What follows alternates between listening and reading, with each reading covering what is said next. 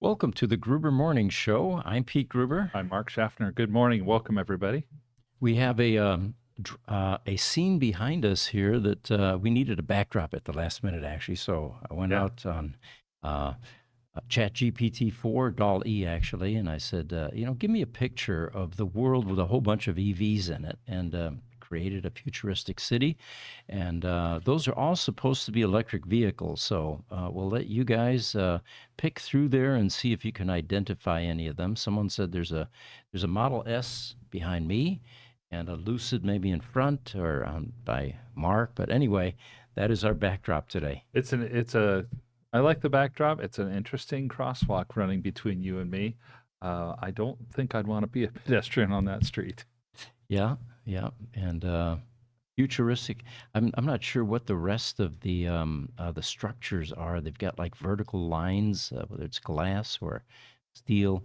But anyway, AI does a great job of tickling our expectations of what can and can't be, and it always brings up something new and different. It seems. Oh, it sure does.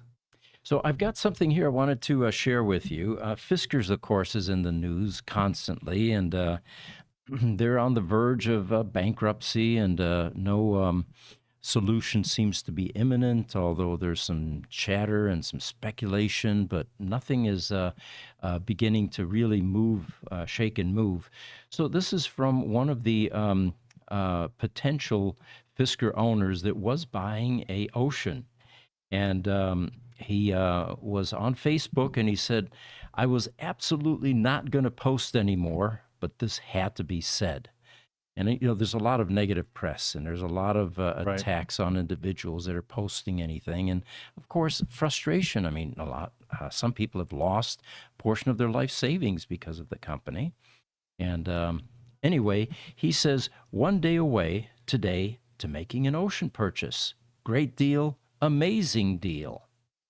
Only one issue: with the one that I was getting, the back screen was not working, but the place that had it fixed it.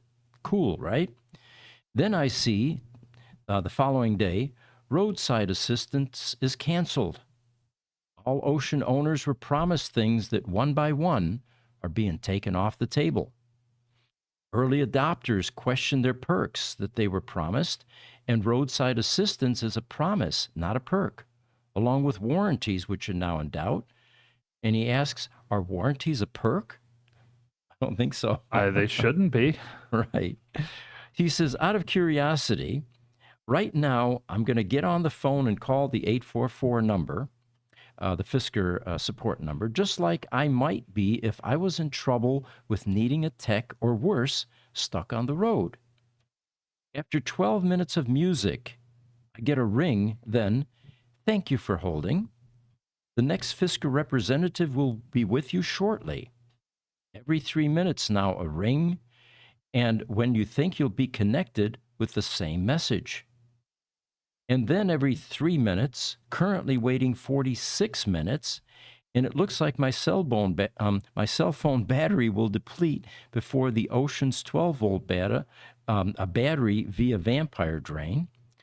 Is a 46-minute wait satisfactory? And he's got a big note with a lot of exclamation marks. He says the bottom line is they are not yet bankrupt. Services must continue, must up until that point. Zero excuse to scale back on promises, especially for those who paid a full price. If they only had enough cash for 1 month, based on terminating services one by one, are any of you satisfied with that? One of the reasons I'm posting here is I see some saying, we never used roadside assistance on any car anyway, or you should have protection outside of the manufacturer's protection. Well, I never used a manufacturer's roadside assistance, thankfully, never had to, but not having it available is significantly disturbing. Then he says, do not defend them for theft of service. Up until bankruptcy, the court proceeding determining that status you need to get every perk, every guarantee, and every warranty and service without any exception. I don't know, what do you think so far, Mark? I think we've got to, and this guy isn't even a customer yet. That's the Right. thing. Yeah, yeah. Well, he pulled He's out at the very last he minute. pulled Yeah. out at the last minute, but what he's saying is absolutely on point. If you want to survive as as a company, your customers are your lifeblood. We know from a sales perspective, it's far easier to sell to a happy customer than it is to sell to any type of stranger. Mhm. And that holds true in the automotive industry, just like in all other industries. So it's just like, wow. So he goes on, he says, what does all this do? He says, it makes people that bought worry constantly and makes prospective buyers that love the ocean turn away, as I did very regretfully. At least I got disgusted before I bought. I do wish all the very best luck, but I did not have to put out this perspective to customers who need to know the risks that I was almost going to take one day away. By the way, he says, before I pressed post, I stayed on the phone 1 full hour, and guess what? I was disconnected. 1 hour wait and disconnected, which is completely unacceptable. Then he says, I can reach out to Social Security quicker, and that's saying something. It sure is. I these types of things, these are the stories that'll kill a company. And if true, um, it just means that the end is coming very quickly for Fisker Automotive as we know it. Now, there was an article in Inside EV, and they said a while back, a couple, 3 weeks ago or so, a bankruptcy would all but guarantee a scarcity of replacement parts for Oceans. It would likely wipe out the Los Angeles-based upstart's fledgling capacity to provide repairs. Perhaps most critically, no more Fisker would mean no more updates to the Ocean's notoriously buggy and half-baked software. What you buy is what you'll be stuck with for the long haul. So it's a sad tale. It really is. And, I understand that when companies become insolvent, there are a host of transitions that occur. The vendors immediately pull back any sort of credit. Now Right. everything is COD at a point in time when you're already short on money. Right. So these things usually unravel outside of the control of the company that is beginning to go insolvent. So I get what's going on, but there are going to be a lot of frustrated users or vehicle owners that are going to have to somehow be made whole, and perhaps not. Yeah, that's part of the problem with the bankruptcy is that the owners then, especially if Fisker were to go to a Chapter 7 bankruptcy, which is simply we're selling off the assets and we're going to be no more. Those owners are truly left holding the bag. They have no recourse at that point. Yeah. Someone pointed out on TikTok, he says, I can't get my money back that I invested in Fisker. Well, welcome to the world of investing. It's just like going into a casino and plopping money down on that craps table or in that slot machine. Because you've lost doesn't mean that you're going to be able to retrieve any of it. Right. So Sammy Kamal has joined us as well again this week. Hi, Sammy. And he says, hello, Lucid family. Bunch of different emojis. It says, adding on, holding strong. Goonies never say die. And it sounds like Sammy is buying dips. And we were looking at it this year, actually. The lowest point so far this year was $2.24, I think, for the stock. And that was just April 23rd. Yeah. So just a couple, 3 weeks ago or so. And of course, it went up over $3 just prior to earnings being released, and then dipped back $2.64, I think, today or something like that. Yeah, it was. I saw it at 272 and was still falling. It looked like people bought in anticipation of earnings, and then once earnings were announced, they sold. Yeah, yeah, smart move. You buy the dips and sell the peaks. Yeah, and when a company this large with stock prices this low, it's an easy way to make a dollar.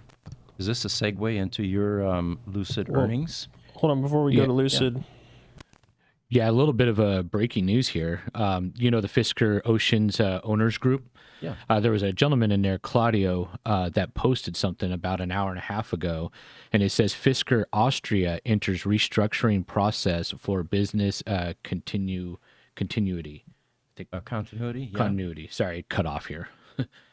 So it sounds like that in Austria they're already starting to restructure. Is that like a Chapter 11(7) in Austria? I don't know how that is regulated over there. I don't know how it's regulated over there, but I do know in the United States, bankruptcy with restructuring is Chapter 11, and a restructuring agreement typically is a bankruptcy. Mm-hmm. And it's some immunity from the creditors, which can seize assets. So is this possibly a start of a ball rolling down the hill? Could we possibly see something coming into the States?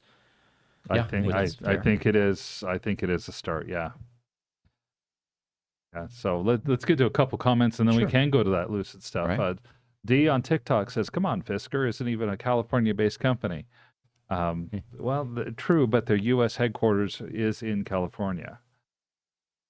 And then Highlander, he says, very simple, AAA. Mm-hmm. TikTok D says, "No, I invested in all EV companies. One will hit." No, that's a smart investment strategy. That is a smart investment strategy. We've got, lest we forget, and we haven't mentioned this in a few months, there is a tremendous amount of political impetus and government mandate, not only here in the United States, but worldwide, to force people to move toward electric vehicles. Mm-hmm. And that most of those mandates have not been rolled back yet. And I don't know that most of those mandates will be rolled back. And so the car companies do understand that they need to figure it out, but the environment is there. Somebody's going to hit. And if you, I've heard of this investment strategy before. You invest in the industry, and you know that part of your investment's going to go to losers, and you know that part of your investment's going to go to winners Mm-hmm. if you invest in the industry. I don't think that's a bad bet at all, personally. Yeah, good strategy. Okay. So, well, then talking about Lucid Q1 earnings and revenue, Lucid, at the end of the day yesterday, they announced their revenue, they announced their earnings per share. We were talking about the buy up on it. Lucid had about just under $180 million in earnings. I think it was like 172.7 or something like that. And then they had a loss of about 30 cents per share, a net loss. The expected revenue for Lucid was only about 155 million, so they beat revenue estimates. The expected loss per share was 25 cents per share. They ended up at 30 cents per share loss, so they did not beat profitability projections. They actually fell short. Couple of things that came out of that I thought were really notable. First is what Peter Rawlinson just called out in the earnings call. Said, look, there's a couple of things that Lucid has that are very big advantages that nobody else has and set us apart. Number one, we have the best underlying technology in the EV space. Period. End of story. It's hard to argue that. It is. Yeah. There have been a lot of experts that have dove into the Lucid, have done the deconstruction of the Lucid. We talk about Sandy Munro having done that. They're not the only ones. They've got an electric motor that puts out almost basically the same power as everybody else at 1/3 the weight. Mm-hmm. And so it is a superior technology. The other thing that they mentioned, we've got the partnership with the PIF. Right. Nobody else has that. Lest we forget, the Public Investment Fund is part of the Saudi Arabian government, along with Aramco, that company happens to be the most profitable company in the world. They had $772 billion in net profit in the last 5 years. And they're just trying to figure out a way to where they're going to spend their money. Right. And they've decided that EVs is one of the bets they want to make because they want to diversify their economy. Mm-hmm. And they've decided as well that Lucid is the EV that they want to follow. Perfect fit. It's their second act. Absolutely. Absolutely.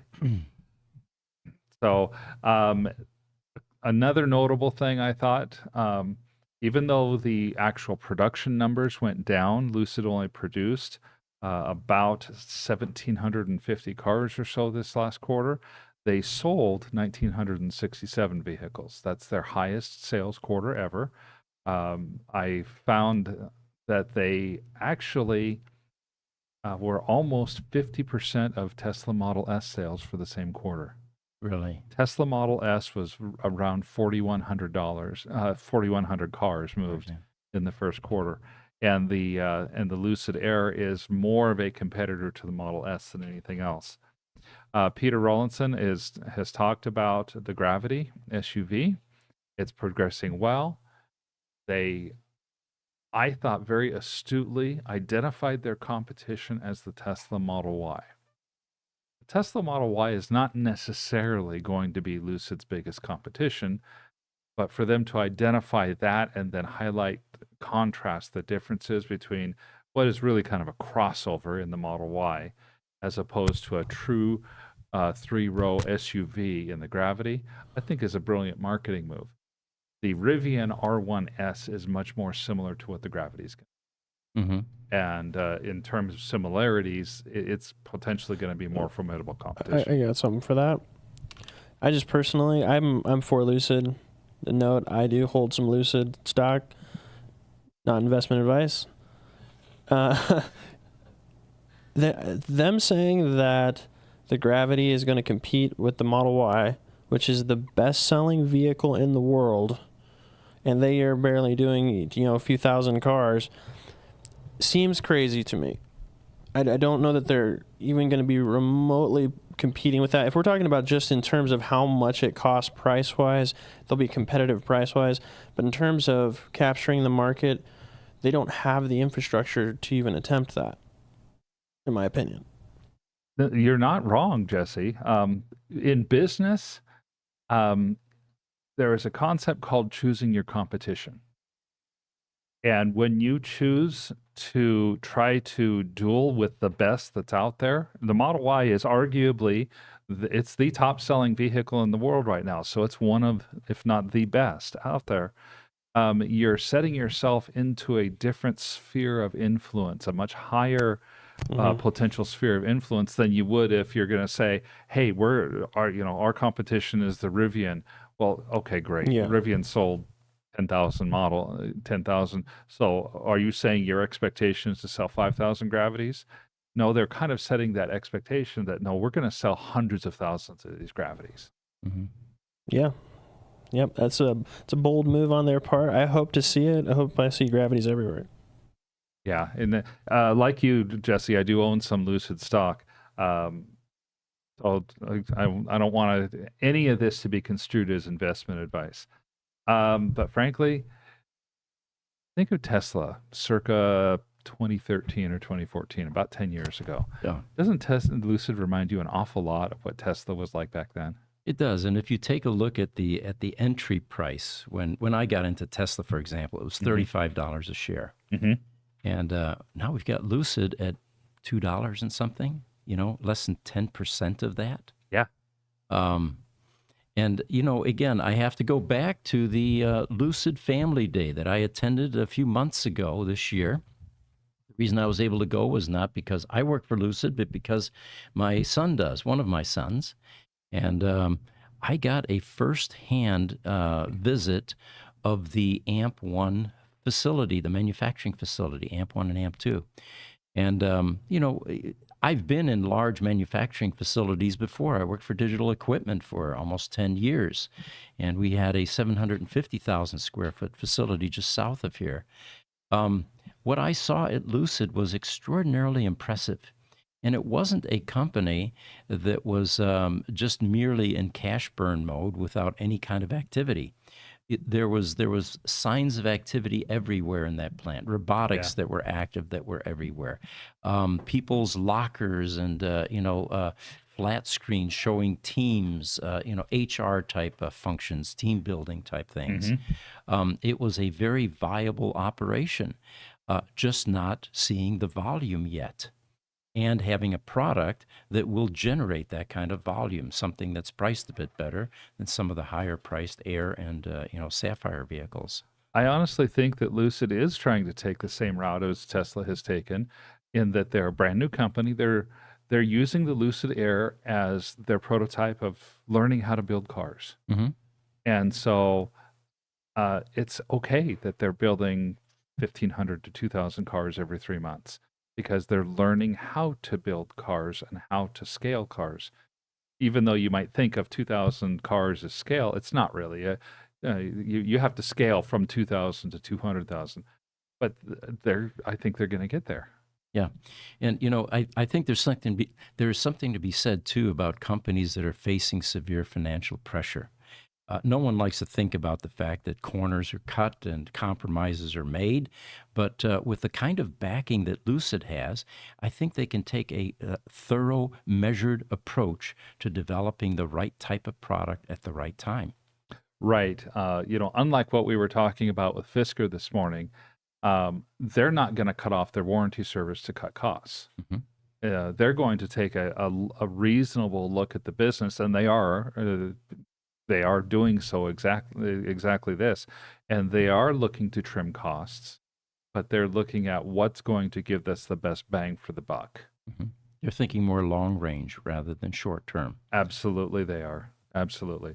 And lest we forget, Lucid did once again talk about their Project Midsize. Mm-hmm.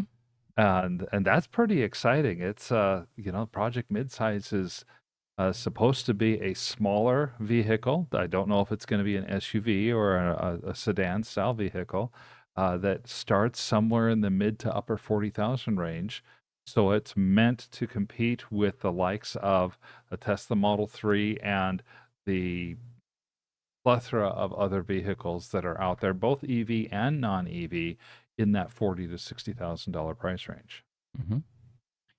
Got a couple comments from Highlander. He says, I'm sticking with Lucid. All right. Do that. He also says, I last heard that Corey Steuben is still at Lucid, but who knows? Now, Corey Steuben was an integral part of Sandy Munro's organization. Actually started there as an intern and became very successful there. Mm-hmm. And I think end of last year or so, we suddenly got a surprise announcement that he was leaving the Munro organization and going to Lucid in some sort of engineering capacity. And he was very active in social media type activities with the Munro organization, trade shows, that type of thing. He was basically Sandy's partner. And that is all. He has kind of blended into the woodwork at this point. We have not seen or heard from him, but if anybody knows whether Corey Steuben is still with Lucid, that would be of interest, I think, to our audience and us. I think that would be.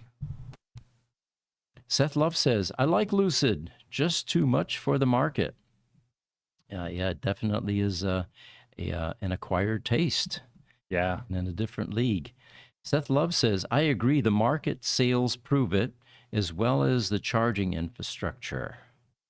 Yeah, Seth makes a good point about the charging infrastructure, and I know we're going to talk about this later this morning too. Infrastructure is not totally there yet if you're comparing EVs to fueling stations, but it's growing so fast. It's amazing how quickly it's going. Yeah. While we're talking about charging infrastructure, maybe we should throw in a comment about the recent Tesla layoff.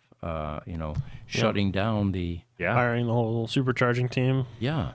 And Sandy had an interesting take on that, which may be the right answer. The infrastructure is still being built, granted, but the technology is fairly secure now. The world seems to be adopting the next standard. So the question is, why would you need hundreds of engineers and R&D people to continue to develop something that has already reached its level of completion? And if you begin to trim the engineering staff, now you have to trim the next layers, which is management. And, production people, of course, would be the people that are building out the infrastructure. But I'm not certain whether Tesla is building the equipment that go into superchargers or into their charging, infrastructure.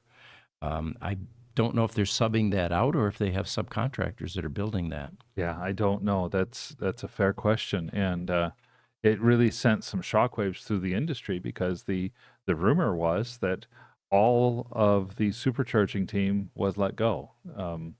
And that would include the engineers, that would include the managers, that would also include the technicians that were building out and maintaining the superchargers. Right. I don't know. Sandy makes a good point, though. I had not heard that prior to just now. He makes a good point. The technology itself is stable, Mm-hmm. which in the era of electric vehicles and everything we're seeing with technology and automation, stability is something that's hard to find. And unless there was a second generation version or an evolution of that technology, maybe into inductive coupling type charging, one could then argue, well, then this trimming may be ill-timed, and maybe it is a severe financial move. But as far as I'm aware, there is no second generation at this point. The NACS product and charging method seems to be fairly stable and accepted and adopted at this point. It does. The fourth generation of the next charging, which is going to be the higher 350, 500 kilowatt, 800 volt type charging systems.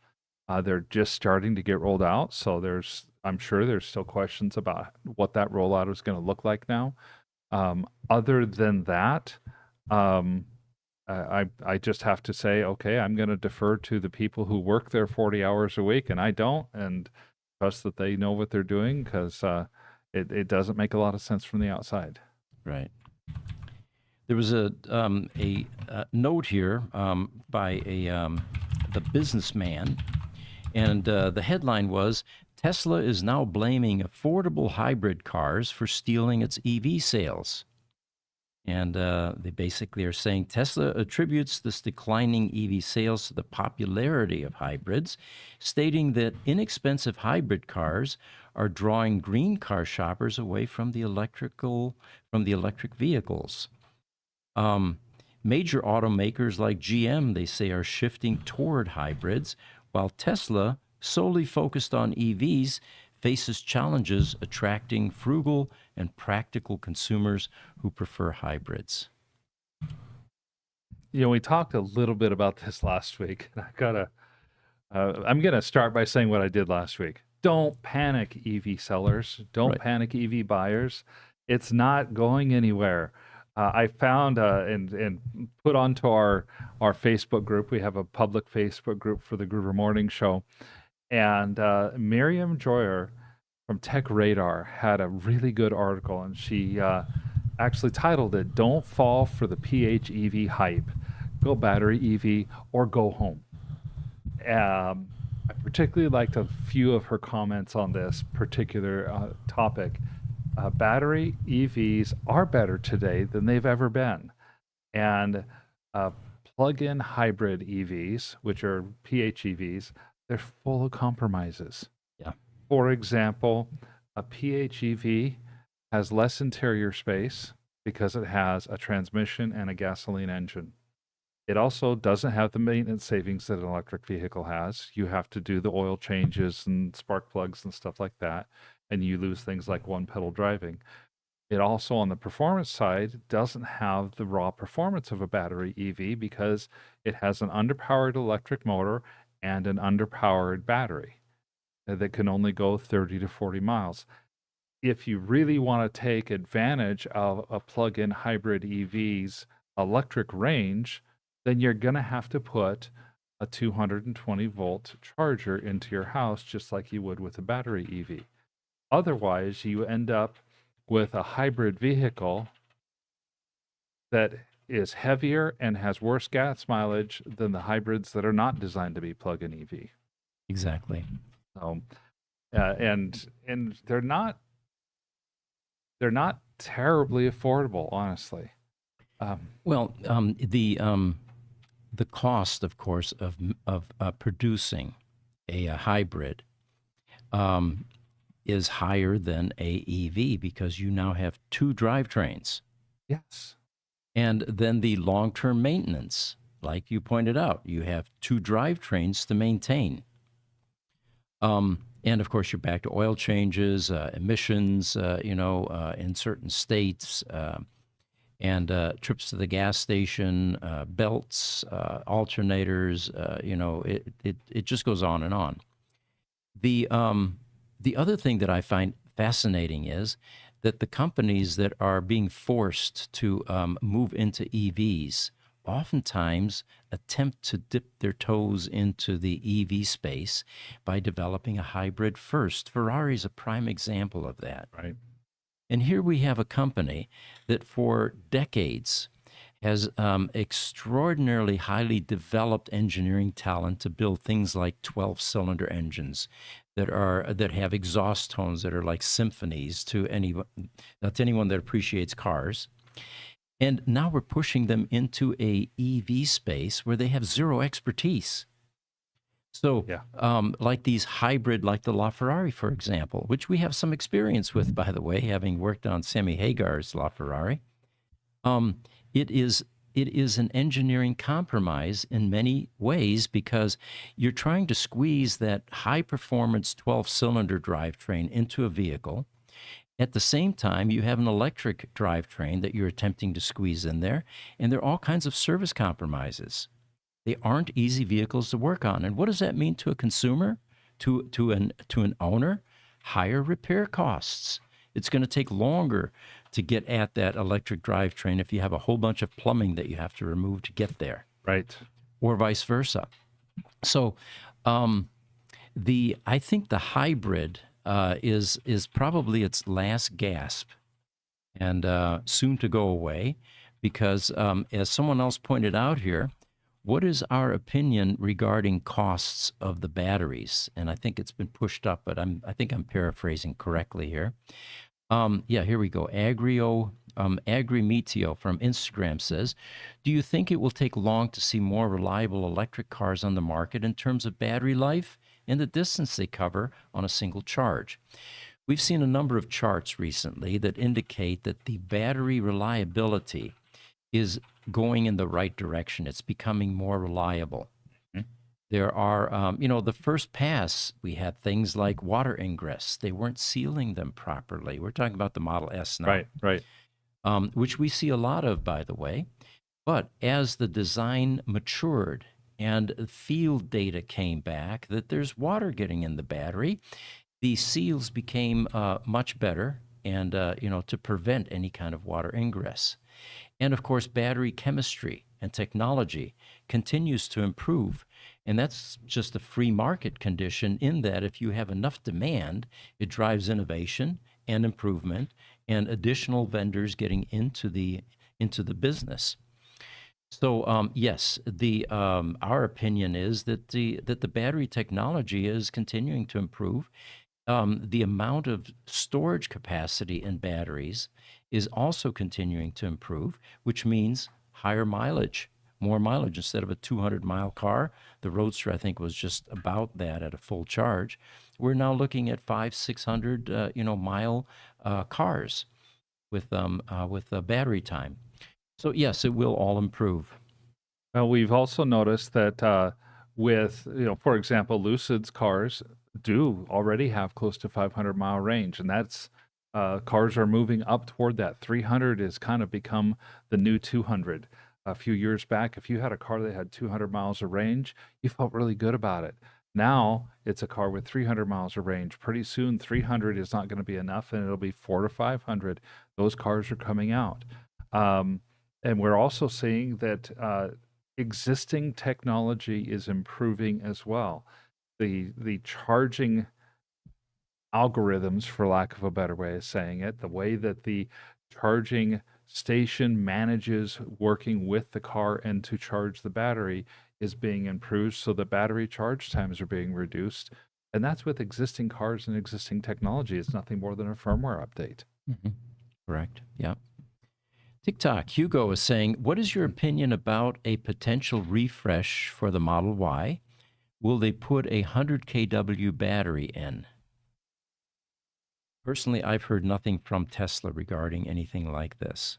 Have you guys heard anything in the industry or from I don't Tesla? think there's any official info. Yeah. I would assume they're going to do that next. I would hope. They did the Model 3 already, and now they've finally come out with the Model 3 Performance, the Highland Performance, which is really cool. It has its own new seats, new tires, a whole redesign. It's pretty cool. I hope they do that to the Model Y because that's what I want is a Model Y, but I'm waiting for that refresh. We saw one of those over the weekend. Jesse and I went to the Electrify Expo here in Phoenix, a fairly large EV event. And Tesla was there with a number of their vehicles. The only one missing, by the way, was a Tesla Roadster. And I saw the Cybertruck. I saw the Model X, the Model S, and the refresh Model 3. And I pulled up there as I was going to my booth, and I said, hey, guys, we've got 2 Roadsters that are going to be over at our booth. Do you want one of these here to give yourself a full family effect? And, they actually thought about it for a couple of minutes and then decided they didn't have enough room. But it would have been cool to have all of the generation of their vehicles there, except for the Semi, of course. Of course. But, what that tells me is that there were enough people there that wanted to see it happen that they had to seriously think about it. And Yeah. that was cool. That was fun to hear. I do think I have heard a little bit of chatter about Model Y being refreshed, but so far it's just been chatter and rumors. And so I would not be surprised if Tesla went and put a 100 kilowatt structural battery pack into the Model Y. But it depends on whether or not it can fit the current profile of the batteries. All right. What else do we have? Looks like we have Highlander. Says I was on a major Twitter/X platform pleading for the 25,000 all occur. I was told I made my point well. So I think I'd like to get a little more context on that particular one. I was waiting for you to sort that out, but tell us what's going on, Highlander. What's the 25,000 all about? He's talking about the $25,000 car. Probably. Car, okay. And that All could, like the Model 2 that's been rumored or things of that. This one down here, he's also making a plea for an electric Dodge minivan. Oh, there we go. Oh, the return to the minivan. Oh. I don't think we're going to see niche vehicles anytime soon because at this point, they're all struggling to maintain market share with the popular cars. Yeah. I agree with you there. What I could possibly see, because Dodge has announced their pickup truck on an electric platform, the Ram Revolution, and that pickup truck has up to 500-mile range with their big battery pack. Would it not make sense to go from there to the Dodge Durango, which is their SUV that sits on the same pickup truck platform? That I could see definitely. I think Hugo on TikTok also makes an interesting point. He says, for hybrids, are the drivetrains usually independent of each other? So if one fails, will the other one work? I don't think they are, actually. That's a great question, but the reason I don't think the drivetrains are independent is that if you're in say a Toyota Prius, which is just a true hybrid, not a plug-in EV hybrid, and you mash down on that gas pedal, your hybrid will jump forward because the electric motor engages instantly, but your motor will also turn on and you'll get horsepower from the gasoline motor as well. And so you're getting power from 2 power sources simultaneously into one drivetrain. Therefore, I think you only have the one drivetrain, and there's extra technology that routes the energy being produced between the EV motor and the engine. And then I think another fair question is, how often does a drivetrain failure occur, a catastrophic one that actually shuts down a vehicle? And those are usually infrequent, so designing to that probably wouldn't make any sense. Right. Highlander also says, we're halfway into the show. Is it commercial time, folks? I don't know. I'm going to have to depend on Aaron for that. Is it commercial time yet, Aaron? Yeah, sure. Cool. I just got back from Puerto Rico, And I was driving around. We rented a Jeep and we toured the whole entire island. And at one point, it got really, really rainy. I mean, it was coming down like buckets. And you know what I did not have for my sunglasses? I did not have sunglass cases. Ooh. So I needed to pick up another one for $79.99 and use code Aaron, AARON. Yeah. Yeah. And I could have had a nice, cool holder for my sunglasses while I was in Puerto Rico. And you know, these sunglass holders, that's something we haven't talked about. Because they're full grain leather, they are water resistant. Okay. Oh, And nice. you can also put leather conditioners that will effectively make these waterproof. Interesting. All right, so it has some additional benefits as well. We got a picture I want to throw up here, Jesse. It's called Future of Supercharging. And this one just was too good to not pass up. And we'll have it up here in a second for you. And we'll have another image shortly after that. Oh, 1 second. So this one is titled The Future of Supercharging. And once you see it, you'll see that it's not inconceivable. I'm waiting for the photo. I love this photo, by the way. It's Well, I should probably plug the HDMI into my laptop. oh well, that will be helpful. I'll give a little bit of a preview of the photo without saying too much. It was so compelling. I actually went back to Google, did an image search to try to find out what is the real source of this photo. There we go. Wouldn't that be cool? That would be cool. You could even have a conversation with him, I suppose, you know? Or we're genderizing here, him, her. That does look like a him, though. I mean, That if one it's a kind of looks humanoid, like yeah. a him. You know, I did happen to kind of notice that's probably more like a statue than a robot in this case. Uh-huh. There are no knee joints, there are no elbow joints, there are no wrist joints, there are no finger joints. Ah, very observant. Yeah, you're right. And so I thought about that, and I found an earlier post with this photo by on X by Smoke Away, and he talks about robotaxi hubs using the Optimus robot for autonomous charging and cleaning of their autonomous vehicles. Very cool. Now that makes sense. Uh-huh. That makes a lot of sense. Otherwise, I would think, man, that's an awful lot of money for a robot just to walk out and plug your car in. Yeah. You know, and this isn't new to Tesla's level of innovation. Years ago, I remember they pulled a Model S up to a charging system. It was a destination charger. And there was a snake-like wand that came out, made its way to the charge port door, opened it, and then inserted itself. I could see that too. I absolutely could. It's a fascinating picture. Yeah. Great picture. There's another image, Jesse. Let's bring up market cap while we're doing some images here. And his HDMI plug is plugged into the laptop now, so we're going to get this image. There we go. So it looks like Tesla is at the very top, $618 billion. And that's as of April 30th, 2024. One of the ones I was most surprised about was BYD, that it wasn't higher. Yeah, good point. Look at that, $85 billion. They're 85 billion. They're basically the same size as Porsche. Uh-huh. And what I was also a little surprised at is that General Motors and Ford are down close to the bottom of that list. They're below Honda. Yeah. And yet they're massive companies. Yeah, I mean, even Ferrari ranks much higher than some of those U.S. manufacturers that used to dominate the marketplace. Yeah, they sure did. But that's Tesla's been the largest, actually, I think, for a while though now. Yeah. And I really appreciated the point, both on our notes here and that I saw when I looked this up. All of these other car companies are car companies. Mm-hmm. Tesla is a technology, stationary power, and automation company. Mm-hmm. And a robotics company. Yeah. Yeah. There we go. One more image, Jesse, and this one is called Gremlin EV.